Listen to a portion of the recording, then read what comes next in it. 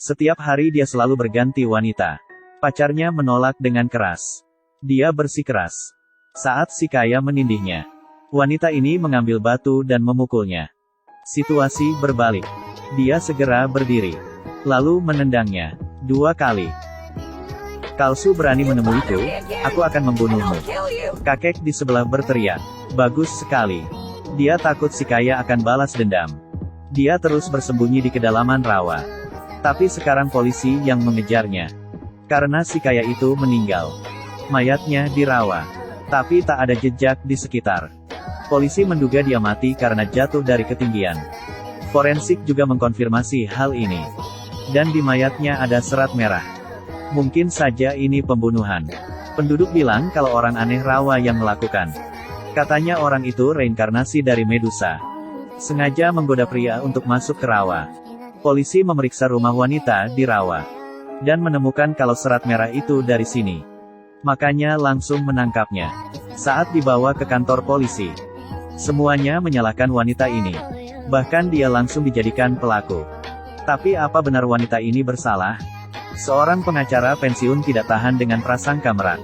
Lalu mau membela wanita itu sukarela. Tapi untuk membuktikannya, dia harus memahami prasangka penduduk padanya. Dari mana? Wanita ini tinggal di rawa sejak kecil. Ibunya baik dan lembut. Kakak adik saling menyayangi. Tadinya keluarganya bahagia. Tapi sayangnya ayahnya suka mabuk. Dia sering memukul ibunya. Setiap malam dia harus menutup telinga untuk tidur. Akhirnya ibunya tak tahan lagi. Dia memutuskan melarikan diri seorang diri. Tapi kemudian, kakak-kakaknya juga pergi. Sebelum pergi kakak memperingatinya. Kalau ada masalah, langsung sembunyi di rawa. Sembunyi di tempat udang bernyanyi. Seperti yang ibu bilang. Ayah sepertinya menyadari kesalahannya. Setiap hari menyesal dan merasa bersalah. Jadi dia memperlakukannya dengan baik. Ini kali pertama ayah mengajaknya ke kota belanja. Tapi wanita ini tak senang. Dia menunduk karena takut orang asing. Hanya berani melirik melihat dunia asing ini. Bos yang tahu anak ini tak sekolah. Diam-diam kasih tahu dia sesuatu. Apa kamu tahu menu makan siang gratis di sekolah? Hari ini, daging sapi panggang. Kamu boleh makan saat panas. Dan bagi ke teman. Banyak anak tak pakai sepatu ke sekolah. Tapi kamu harus pakai rok.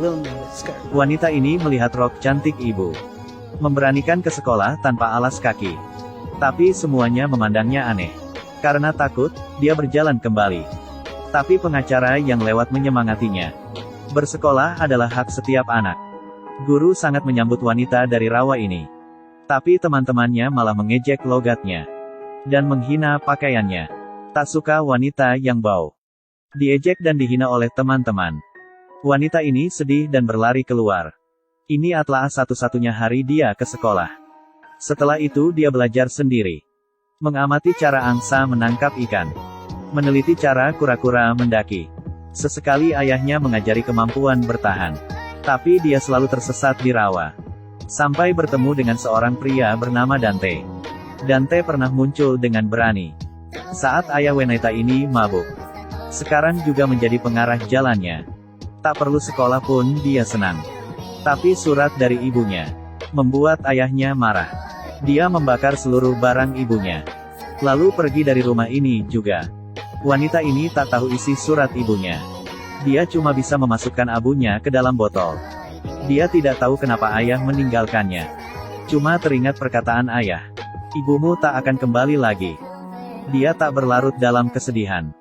Karena sudah terbiasa ditinggalkan. Hal yang lebih menyakitkan adalah bagaimana hidup sendiri. Dia meniru ayahnya yang menggali kerang. Lalu bawa ke toko di kota di pagi hari. Bos toko mengasihaninya. Makanya bersedia bertukar dengan kebutuhan hidup tiap minggu. Tak hanya itu. Bos wanita mengajari dasar hidup padanya. Dan memberi banyak baju lama. Jadi selain pergi ke toko ini, dia selalu hidup di rawa. Seiring berjalan waktu, dia menjadi wanita rawa yang diomongi orang. Orang aneh yang membuat keluarganya pergi. Tak ada orang yang bisa menemukannya. Selain pria bernama Dante. Tapi wanita ini akan otomatis bersembunyi. Tapi Dante sengaja meninggalkan sebuah bulu dan beberapa bibit sayuran. Seiring waktu, wanita ini tiap hari selalu menunggu kado dari Dante. Cuma hari ini dia datang terlalu pagi. Kebetulan dia bertemu dengan Dante. Dante langsung menyapanya. Dia tak bisa bersembunyi dan jalan dengan menunduk. Dante memberinya sebuah bulu. Wanita ini mengambil dengan waspada. Angsa, kenapa kamu tahu? Wanita ini tahu semua hewan di sini, tapi tak tahu namanya. Dante tiba-tiba sadar kalau dia tidak sekolah. Dia mengajukan diri untuk mengajarinya baca, tapi ternyata ditolak. Dante juga tak mengoreksi. Kebiasaannya menulis dengan tangan kiri. Dia sangat pintar. Tak hanya belajar menulis, tapi juga belajar membaca. Perlahan wanita ini membuka hatinya. Pertama kalinya mengundang Dante ke rumahnya. Dia agak gugup, karena dinding rumahnya penuh dengan gambarnya. Dia tak tahu apa gambarnya bagus. Melihat Dante yang tersenyum kagum dan bangga, Dante menemukan bahwa dia berbakat dalam biologi. Gambarnya seperti hidup. Di sampingnya juga ditandai ciri hewan. Dia bahkan bisa meniru beberapa hewan. Untuk menghapus jejaknya, Dante suruh dia tidak perlu begitu. Dia juga tak akan hidup selamanya di rawa. Dante ingin membawanya ke kota hidup. Tapi wanita ini tak mau. Malah tanya kenapa dia begitu. Begitu Dante ingin mengungkapkan perasaan malah terpotong. Daun maple berjatuhan di sekitar. Seperti mengucapkan sesuatu. Itu suara nafas alam. Juga suara detak jantung mereka. Apa sekarang aku pacarmu? Kamu mau? Aku tahu bulu itu. Aku yakin wanita lain tak tahu. Baiklah. Oke. Sejak ini Dante tidak mengabaikan perasaannya. Setiap minggu membawakan buku untuknya. Belajar biologi bersama. Dia sangat menghargainya.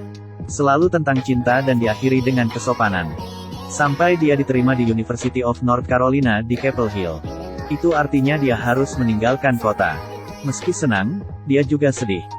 Dia khawatir akan ditinggalkan lagi. Tapi Dante berjanji tak akan meninggalkannya. Dan hari nasional bulan depan, akan pulang untuk bermain petasan dengannya. Sebelum pergi, Dante memberi daftar penerbit padanya. Berharap dia bisa mengirim gambarnya ke sana. Mungkin bisa mendapat uang. Agar dia tak perlu menggali kerang lagi. Begitu Dante pergi, dia memfokuskan dirinya menggambar. Sampai waktu perjanjian, wanita menggunakan baju terbagus. Dan pertama kali dandan. Dan menunggu dengan penuh harap. Tapi Dante tidak datang. Saat matahari terbenam, dia masih berharap. Saat petasan mulai, dia mulai putus asa. Begitu fajar, dia sudah kecewa.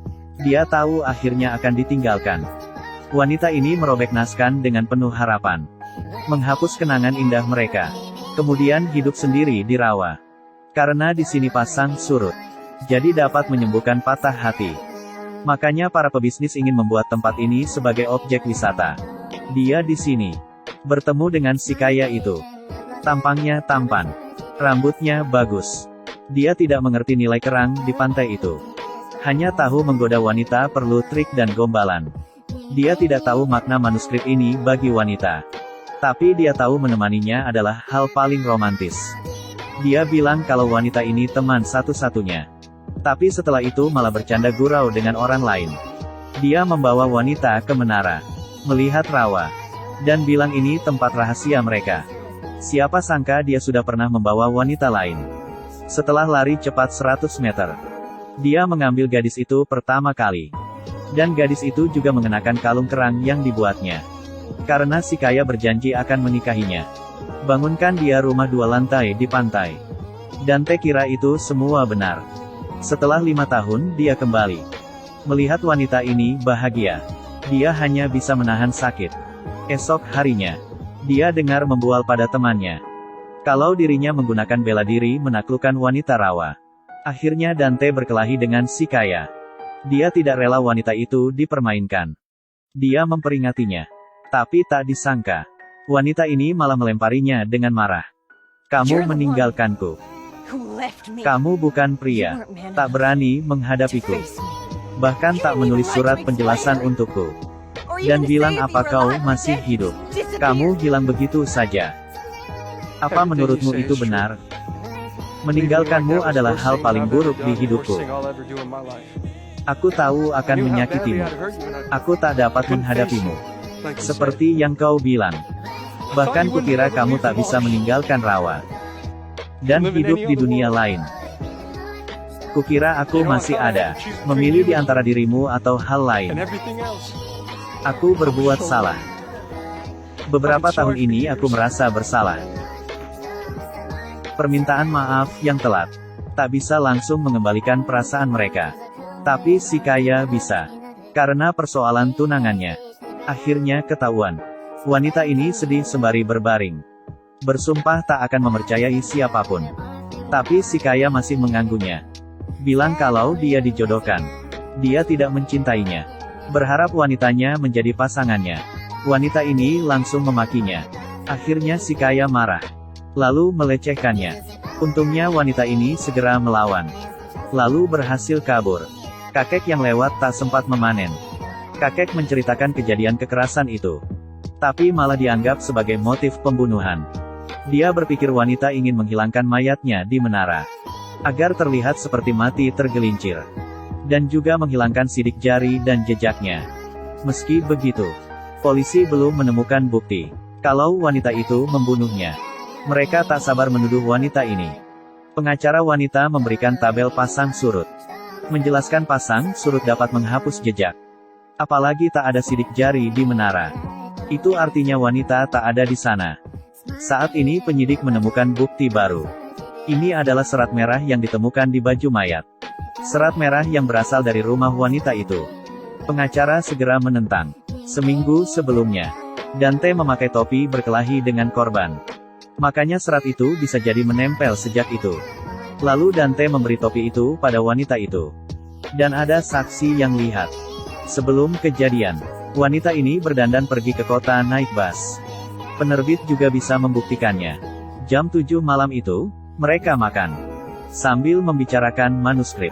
Bahkan sempat makan bareng di hari kejadian. Waktu kematiannya subuh. Wanita ini sudah memiliki alibi yang paling penting. Namun jaksa masih berspekulasi pada juri. Setelah makan, wanita ini tetapi bisa pulang ke kota. Lalu naik bus terakhir pulang. Apalagi wanita ini tak ada check-in ke hotel yang disediakan penerbit. Malah milih hotel yang dekat stasiun. Keduanya berdebat. Para juri juga jadi bimbang. Saat ini ibu korban berkata hal penting. Putranya memakai kalung kerang dari wanita itu tiap hari. Tapi di mayatnya malah tak ada. Polisi pergi memeriksa rumah wanita itu lagi. Tapi tak ada. Dan pengacara memberi ringkasan terakhir pada juri. Katanya wanita Rawa. Ada darah serigala. Matanya ajan bersinar di kegelapan. Baiklah, sekarang dia di sini. Faktanya dia adalah anak yang ditinggalkan. Seorang gadis kecil yang hidup sendiri di Rawa. Dihina dan dijauhi. Kita menempel sebuah tanda. Kita menolaknya karena dia berbeda. Wanita ini punya bukti kuat dia tidak di sana. Saat si kaya meninggal dia di kota. Jadi, fakta apa yang menentangnya? Kejaksaan tak bisa membuktikan pembunuh kasus ini. Aku yakin kalian akan menilai berdasarkan fakta. Dan bukan gosip yang kalian dengar. Kita semua harus adil memperlakukan wanita ini. Akhirnya orang-orang menghilangkan prasangkanya. Hakim memutuskan kematian itu tidak disengaja. Wanita terbebas. Pembunuhan tak berdasar ini akhirnya berakhir. Hubungan wanita ini dengan Dante juga membaik. Hidup bahagia sampai tua. Tapi ceritanya belum berakhir. Saat Dante merapika barang istrinya, muncul wajah si kaya. Dan ada kalung kerang di dalamnya. Itu adalah kalung yang tak ditemukan polisi. Dante akhirnya mengerti. Dia melempar kerang ke Rawa. Agar rahasia wanita kerang ini selamanya terkubur.